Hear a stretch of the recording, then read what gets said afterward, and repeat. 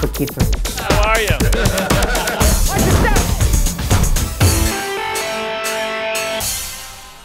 Es hora de que el 007 viaje por el mundo. Las locaciones, Australia, Italia y Sudamérica, en una trama en la que han combinado al M16, la CIA, el gobierno británico, traidores y terroristas. Es el cóctel Quantum of Solace.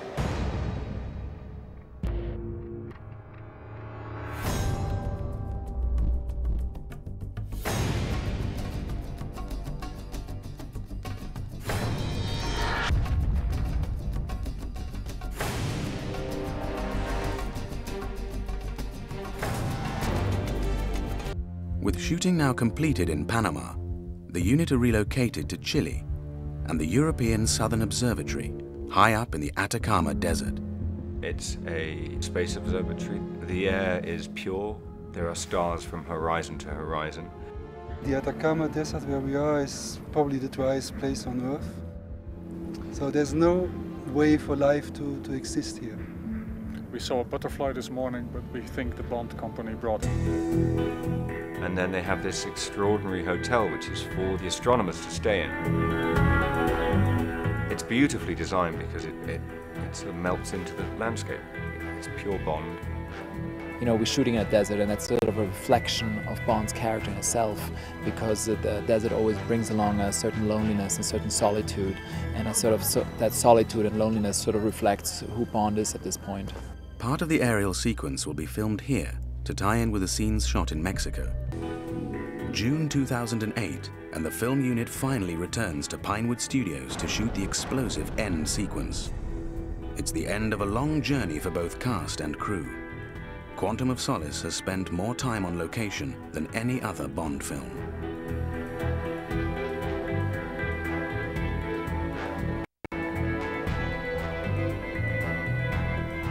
I'm amazed how much we've crammed in. We've been to so many places. And for me, it looks like a Bond movie of old. It has a sort of old-fashioned quality about it, but it's completely up to date. As my father always used to say, just put it all on the screen, and it's all there on the screen. Everybody, I think, is deep down very satisfied with what we've achieved. There's something incredibly special there. Calzar los zapatos del 007 ha sido algo sumamente difícil para Daniel Craig. Nosotros estuvimos conversando con él en la ciudad de Los Ángeles en medio del estreno de su más reciente actuación en la gran pantalla. I wish I could set you free, but your prison is in there. Welcome to Latin America. Good to be here. You two do make a charming couple, though. It's difficult to see kids entering this business and getting to great stars when growing up. How did you manage to stay in business after being a teenage actor?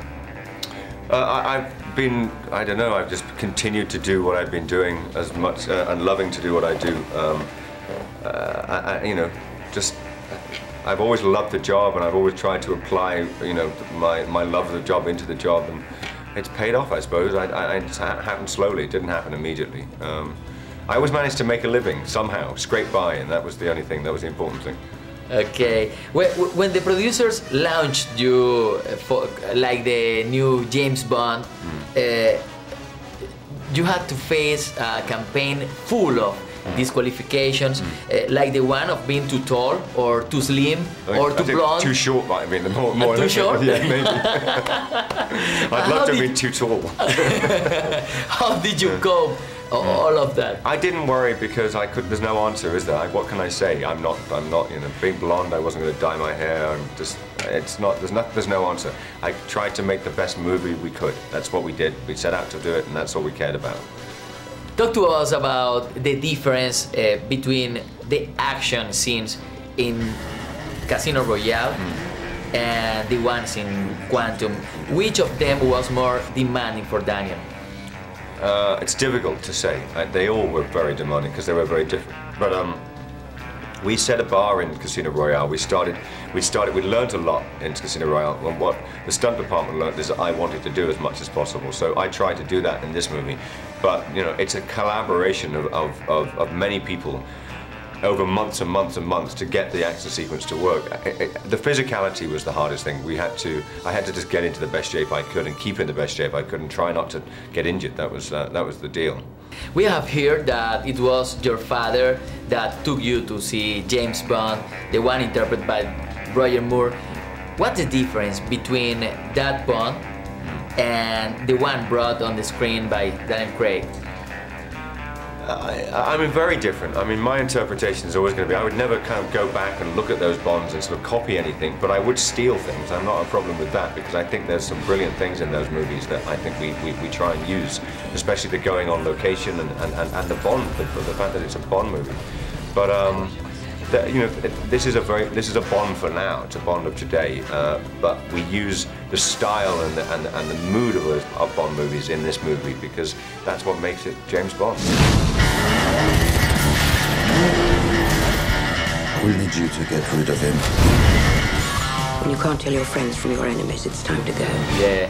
Isn't too heavy to beat over your shoulders such a successful franchise? It's a good problem to have. You know, it's a good problem to have. I mean, as long as we're being successell, that's really the only thing that matters, isn't it? Yeah. Okay. Were you prepared to become a legend of the big screen? I haven't done that yet. I've got a way to go. You know that. No, I don't know that. I've got a way to go. Okay. What do you think was missing in that movie? What would you have liked to do in it that wasn't written in the final outcome? Nothing. I think we've successfully finished the story that we started in Casino Royale. We're at the end of this. He knows who his friends are now. M and Felix Leiter. You know, he's close to. We can do whatever we want now, and if we get the chance to make another movie, that's, you know, we can do whatever we want. It's a great movie. Thank you very much. Thank you. It's a pleasure. Nice meeting you. Nice to see you. Don't have to worry about me.